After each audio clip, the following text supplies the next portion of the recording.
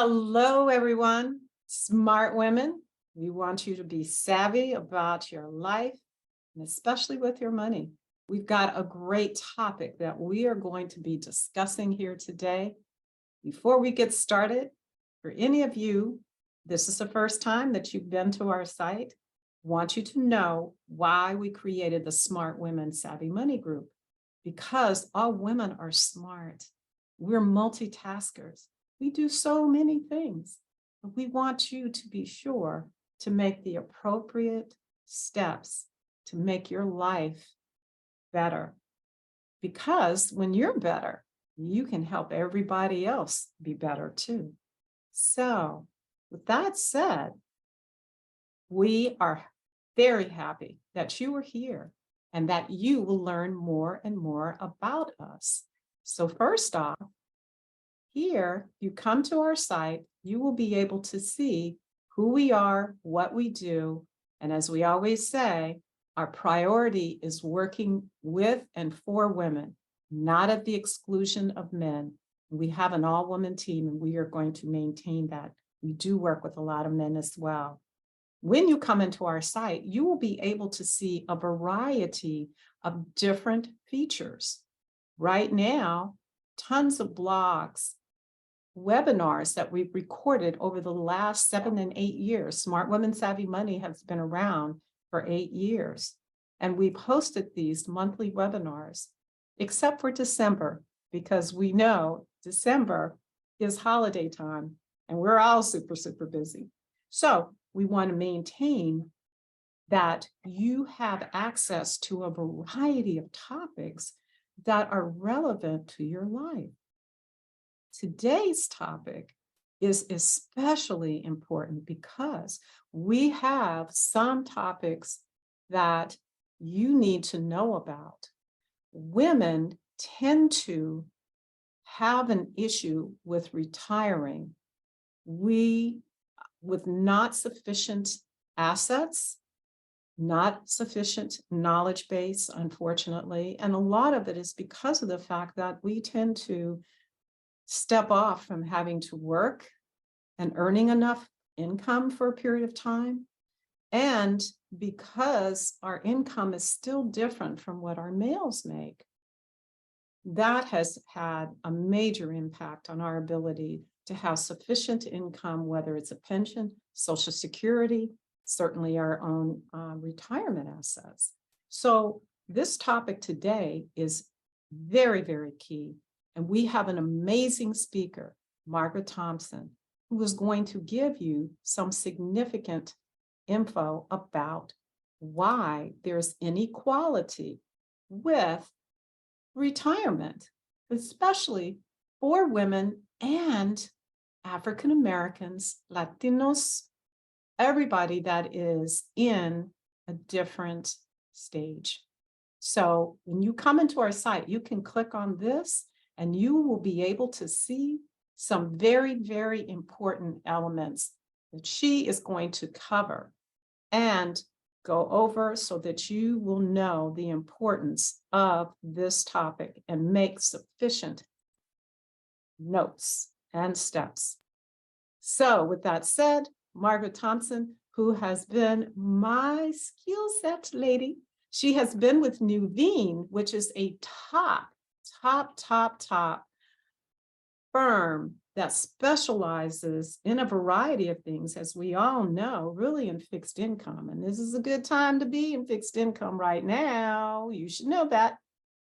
But they also are very high end in ESG, SRI, and a strong focus on women and diversity and inclusion. So with that said, I'm going to step back. And Margaret, thank you for your time and sharing your insights. Renee, thank you so much. I am so excited to talk about retirement today because there are some very real hurdles that people, particularly women and people of color, are facing in order to have a secure retirement.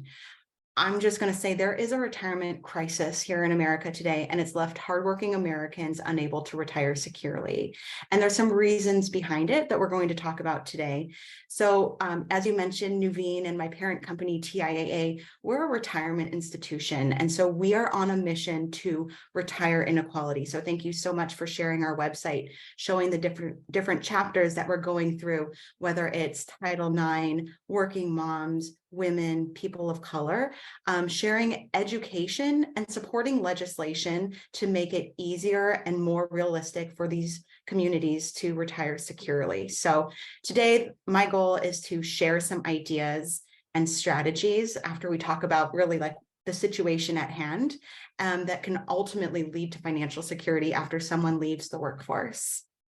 So we'll start with women like you and me.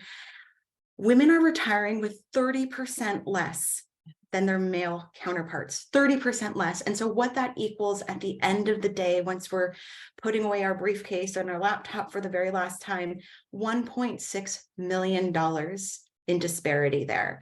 And so one of the images that you showed on the website of our Retire Inequality was this gorgeous dress. And this dress, we partnered with a fashion designer. Her name is Faye Noel.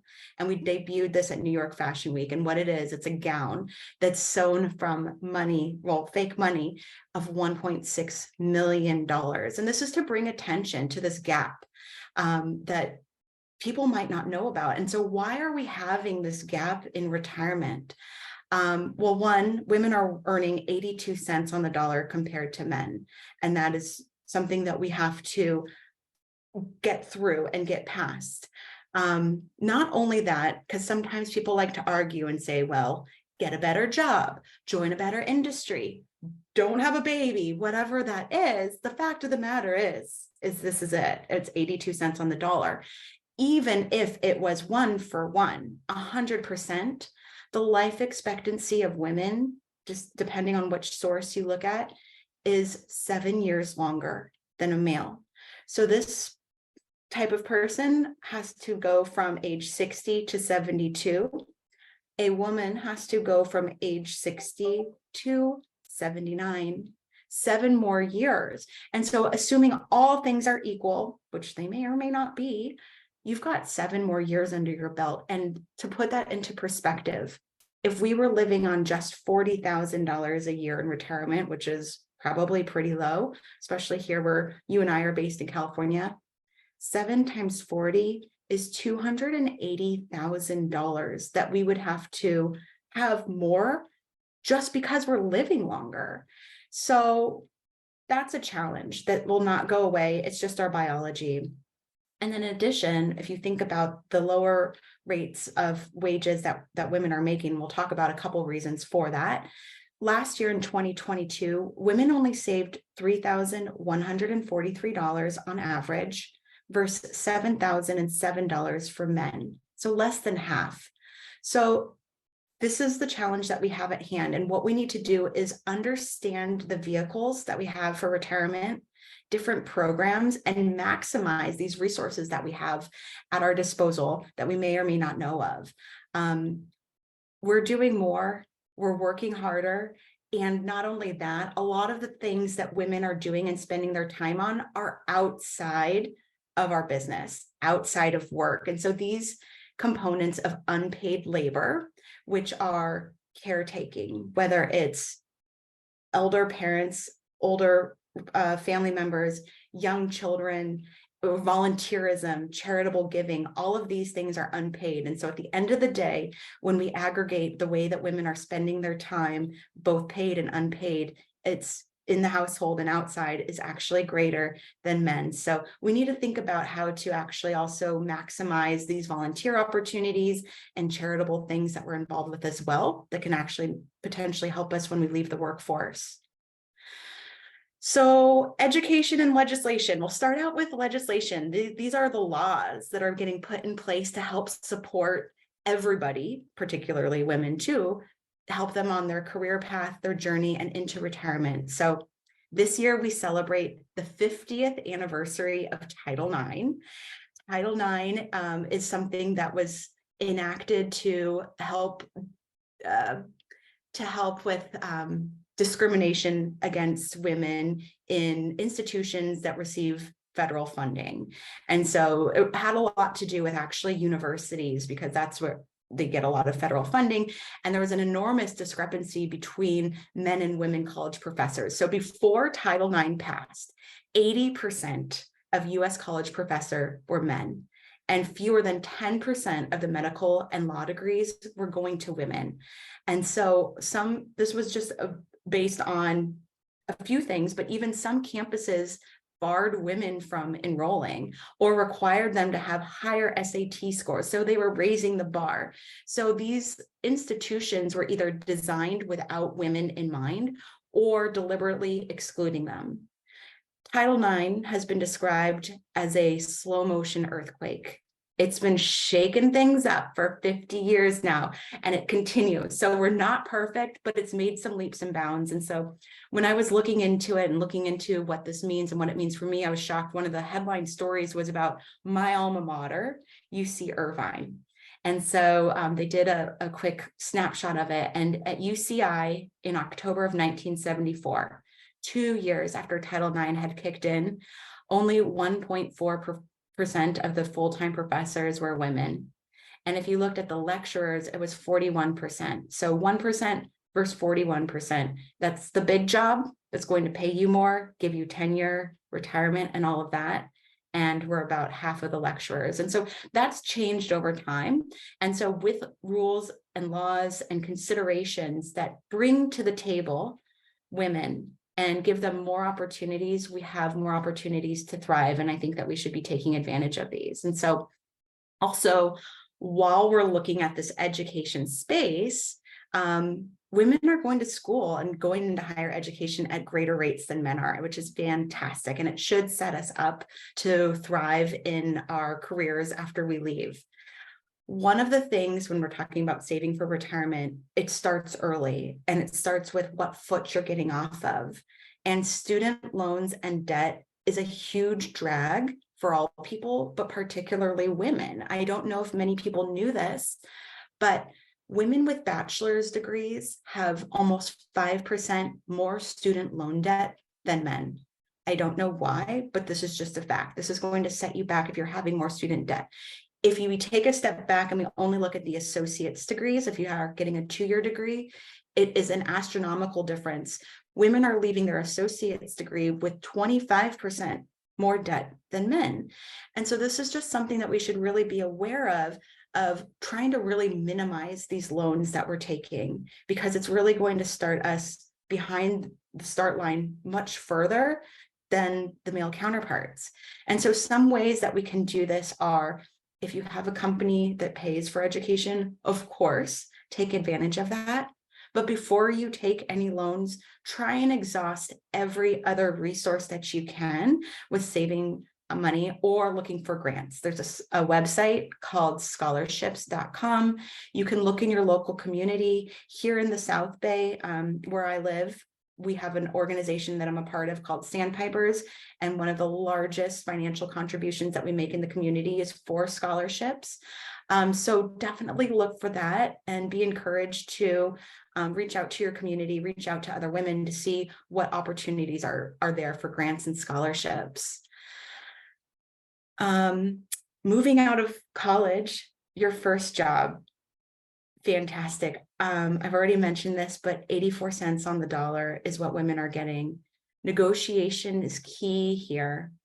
I don't know if I'm good at it, but I would highly recommend talk to other women who are able to share expectations, financial expectations of roles, what these roles they see are paying.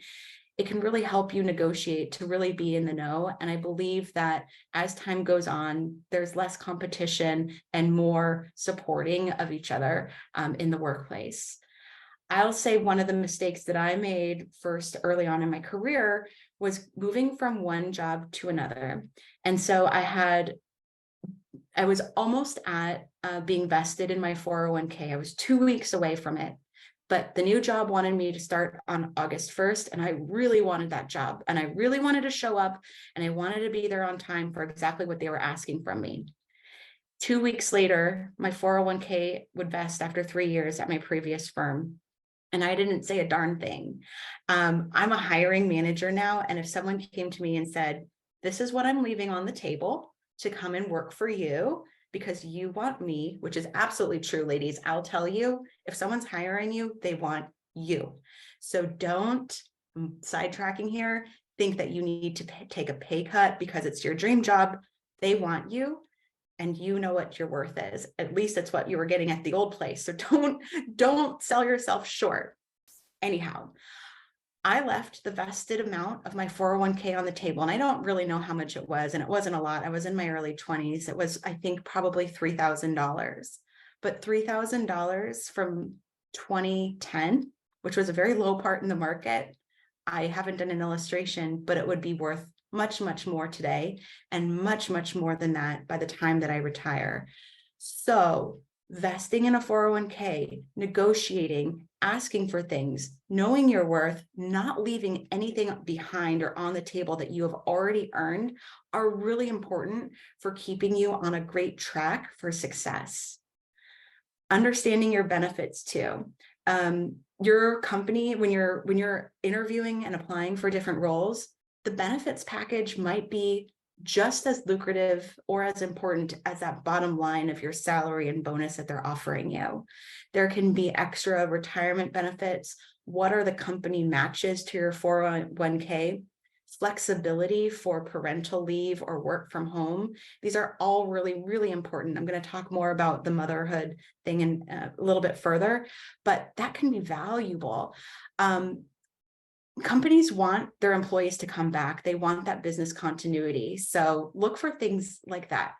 Also, it's important to understand the value of what these 401ks or 403bs are to you and understanding really these benefits.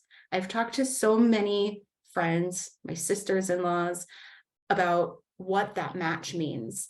And one of my sisters-in-laws had to leave the workforce during COVID because it became way too much. She was doing more, and it was too much.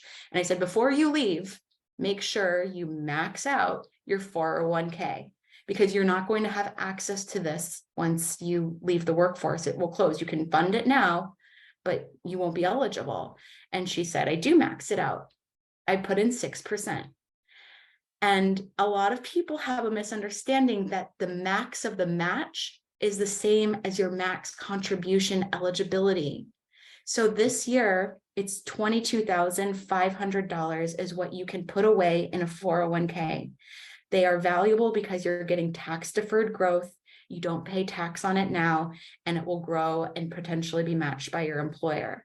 So to put that in perspective, if you think you're maxing out your 401k at 6%, I hope you're making $375,000 or more, because that is what 22,500 is 6% of. So know that you have these powerful tools, and know that you can move your 401k after you leave your job. You could take it to your next 401k, or you could take it to a financial advisor like Renee, who can open up an entire world of investments that are not available on your 401k platform. Also, one other thing that I would mention here is Roth 401ks. Have you heard of that? You may have heard of a Roth IRA. Many platforms have an opportunity for you to decide if you want your money to go in pre-tax or post-tax. Now, it's definitely up to your financial situation what might be better. Many advisors suggest having two pools of money, one that is tax now at your current rate, and one that's ready to get taxed later at whatever rate you are in the future. So that's a little bit technical for this conversation here, but you may want to ask your financial advisor about the benefits of a Roth sleeve in your 401k as well. Okay, motherhood. Readjusting for this one. I am not a mom. Full disclaimer. We're working on it. Okay. So during this process of working on it, my mind has been open and blown about this complete unfair bias and burden that it is to be a mother and to be a woman in this situation. Every doctor bill comes to you. Every appointment comes to you. And it is a lot of work, and it is a lot more money. No insurance bills are going to my husband. Every single one comes to me. Even some that involve him come to me. It's crazy. So first of all, shout out to all the moms who went through it from day 1 to week 40 and are still, alive and doing it, because it's an incredible amount of work, just bringing life into this world. So congratulations on that to all you moms out there. So there are a few reasons why mothers are at a disadvantage for retirement as well. One, there's oftentimes less financial literacy. You just don't know what you don't know. Prioritization of childcare costs can really eat into your retirement savings. In addition, you may just leave the workforce altogether, and we can talk about that decision. And then finally, I think there's a lot of insecurities that women have about making financial decisions. They think that I can't take on much risk. I'm risk adverse. I've had a lot of friends say that. You have to look at the other side of the coin too. What is the risk of you not saving and not being exposed to equities or other parts of the market that can really help your savings grow? So this is a very sensitive area, I think, and a very important one that's unique to women. So on average, women are taking a bigger hit to their income after having a child. So women who are in opposite sex marriages that have children in these, it's known as the motherhood penalty. Great. Like, not just the doctor bills, it's going to continue. So what the studies are finding is that the gap between opposite sex couples' earnings doubles after the first child is born. So the women are earning on average $25,000 less than the man in these situations. Another sort of surprising statistic that's out there, and this is why you've got to check benefits, is that most employers are not offering parental leave now. They'll give you whatever the FMLA is to disability, maybe 2 weeks.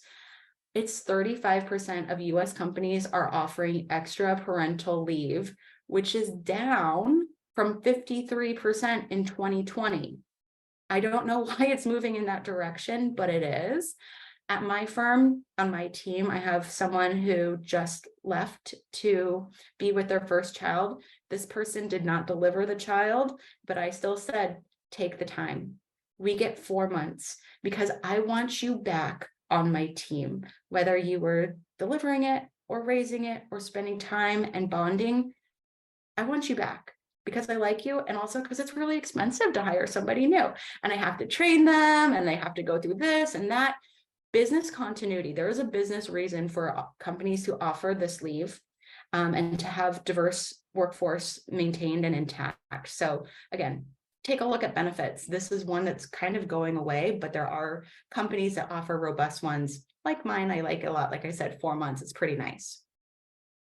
So when you are deciding to come back, I think there's a couple things that I would mention.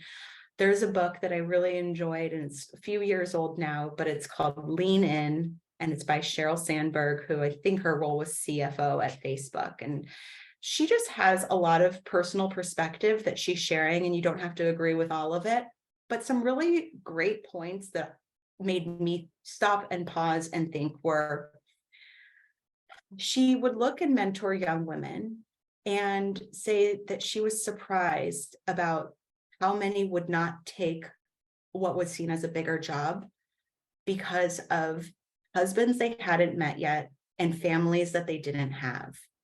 And so this is a really interesting concept that let's just make these decisions about our career when it's time to make the decision. You don't preemptively have to think, in 5 years, I would like to spend time with my family that I don't have yet. Take the job, take the jump, take the risk, because your 401k will appreciate it. Your future self will appreciate it, I promise. So there's also women that say, it doesn't make sense for me to leave, to stay in my job. Childcare, I'm hearing childcare is $1,000 a week these days, plus or minus something. And that's daycare. That's not nanny. That's just 9 to 5, drop your kid off and try and make it work. My mom included in this. This was her rationale for leaving the workforce. She said, I would be making $1 an hour after paying these people. And it just wasn't, she didn't feel like it was worth it. But just keep in mind that this period of your child's life and the caregiving time is not forever. And when you are ready to go back into the workforce, it might be harder because you've missed out on a lot of technological advances, differences in the way that your industry is working. So if you do, I think a great piece of advice is to maintain some sort of role, whether it's a philanthropic board, volunteering with the Girl Scouts, anything that you can say, like, I was on a committee for this, is very, very valuable to keep some sort of work history, some sort of responsibility outside of the home. I think that that could be very, very valuable. Also, if you do choose to leave, I mentioned that you're no longer eligible for a 401k, which is an employee-sponsored plan, because you're not employed by anybody at this time. There actually are ways that you can be self-employed and have retirement accounts, and someone like Renee could help you understand what those vehicles are.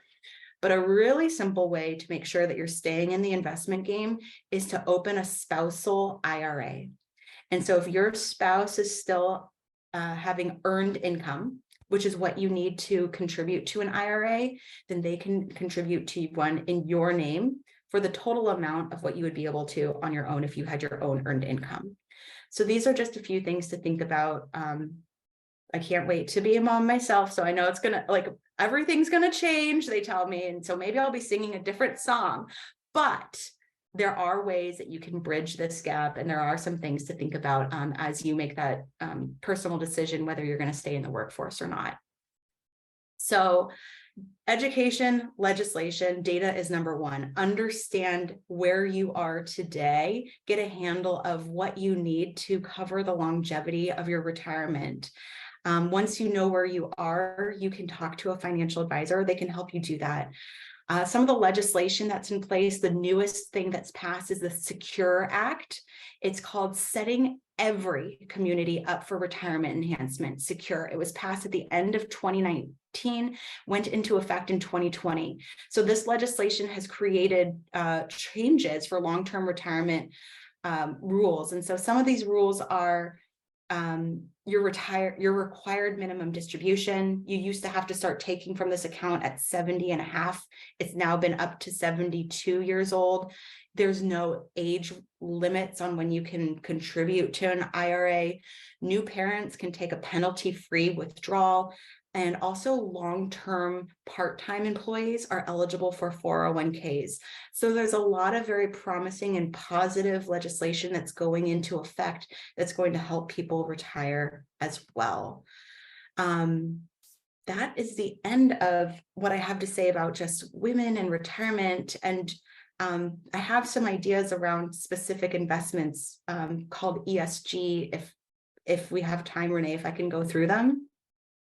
Okay, so if you're excited to and up for the challenge at hand, there's a lot of ways that you can put your money to work.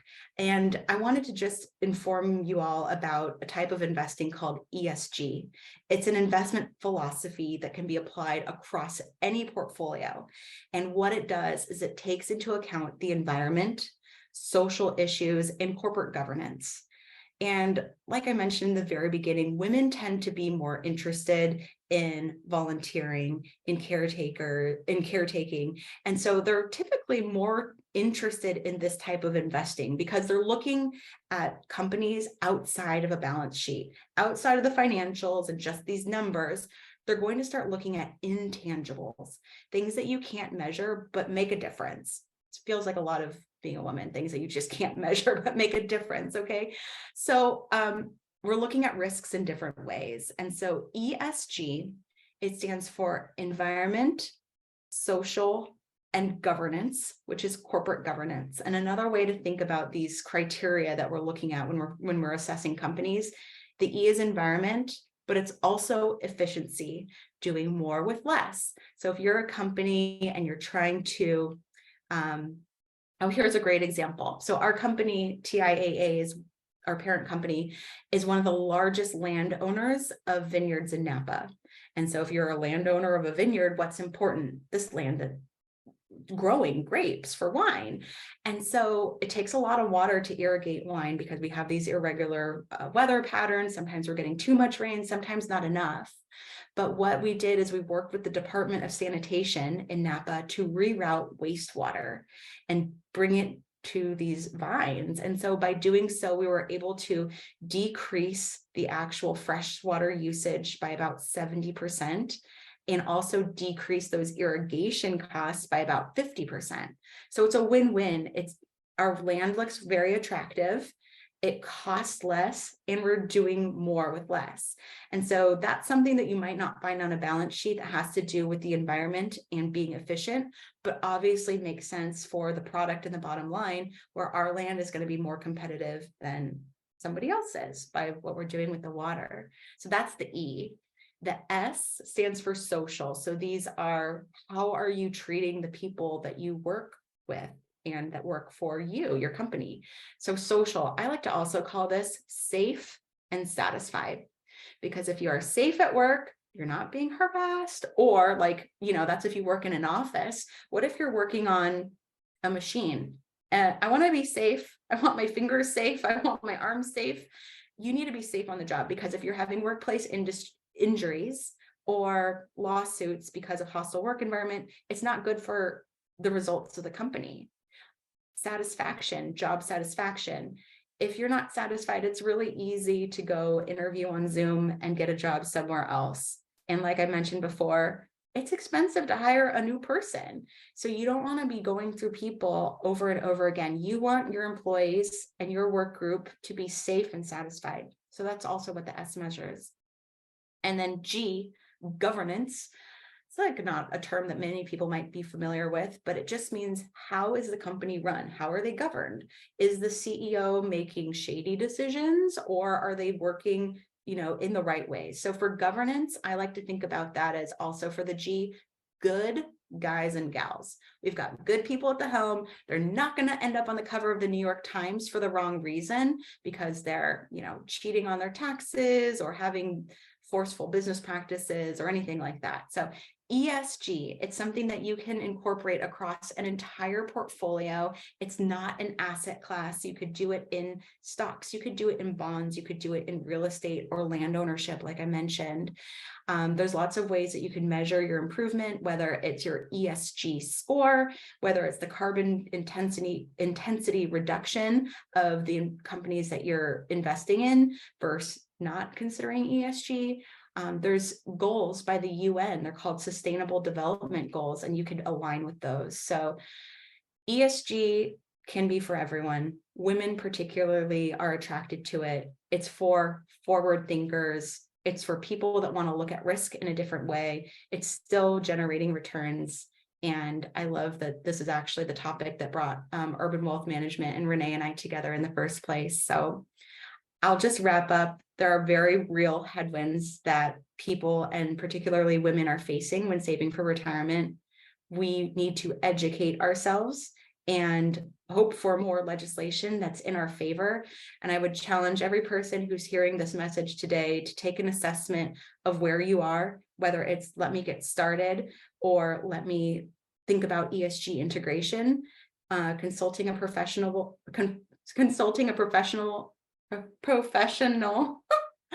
or even a knowledgeable friend. Get started, and I wish you all the best. Thank you so much. Thank you so much. That was phenomenal. All of those things. I took all kinds of notes, and I said each time I took a note, I had a question, you answered it right away. So it is so true. And I'm glad that you brought up the fact, the really dynamics of what women face, because as I said many times, we're multitaskers, and it's unfortunate that we still are earning less than our males.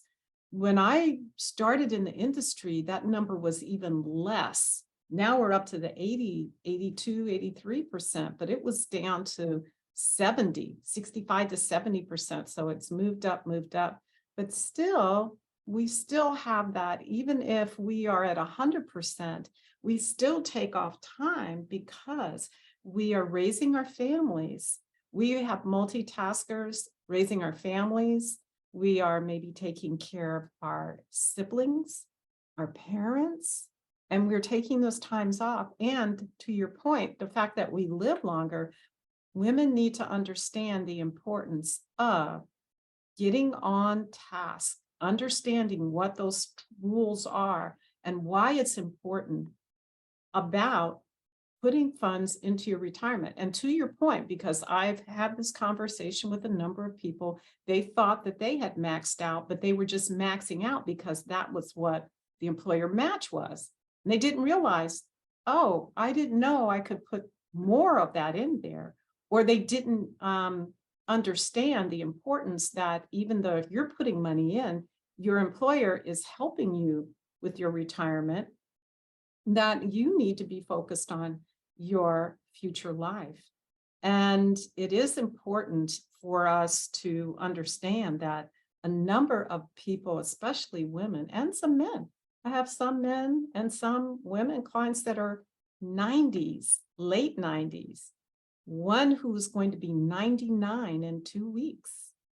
So, we are definitely at a stage, ladies, since we do live longer than men typically, that we will be living longer than 79 or 80, especially if you're in your 40s, your 30s, your 20s right now. You're going to be living well into your hundreds, more than likely, God forbid, unless there's some internal health issues, but you're still maintaining, strong health and you're active. So it is important for you to focus on what your future life is, as well as your family, your beneficiaries, to make sure that whatever you've set aside. And sometimes what we find is that even when someone does have a retirement plan, they forget to write down their beneficiaries. And oftentimes when I'm reviewing that and I'll find out, it said, okay, send over your statement, and find out they don't have a beneficiary listed. And they're like, oh my gosh, I didn't know that. And sometimes the employers won't mention that. So anyway, this is impactful. And it's so important for all of us to understand this, because we will talk about this more, ladies, because this is an issue that we really need to be informative about. And this was outstanding. So thank you, Margaret. And as you said, you're working on being a mom. So yeah, got some extra work to do today. all right. Thank you so much for sharing all of that and being such a major supporter of Smart Women Savvy Money. We appreciate your time because I know you are super busy, and we appreciate all of your inceptions. So with that said, have a wonderful day, weekend, and life. Thank you.